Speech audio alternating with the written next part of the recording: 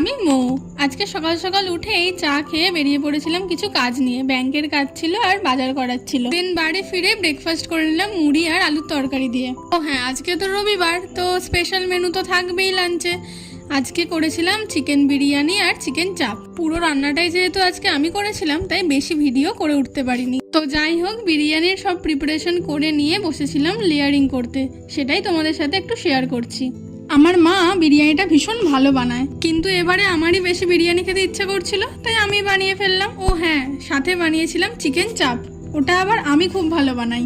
প্রথমে যে চিকেনের ম্যারিনেশনটা দেখালাম, ওটাই ছিল চিকেন চাপের ম্যারিনেশন। এই যে এটা হলো আমাদের চিকেন চাপ। দেখতে যতটা লোভনীয় লাগছে, খেতে ততটাই সুস্বাদু হয়েছিল। আমার তো এখন ভয়েস ওভার দিতে দিতে জিভে জল চলে আসছে। তারপর আর কি, বিরিয়ানিটা মা সার্ভ করে দিচ্ছে। সাথে একটু স্যালাড কেটে নিলাম। শসাটা ছিল না, শুধু পেঁয়াজ দিয়েই বানালাম। এই হলো আজকে সানডে স্পেশাল লাঞ্চ। আজ তাহলে আসি, চলো টাটা।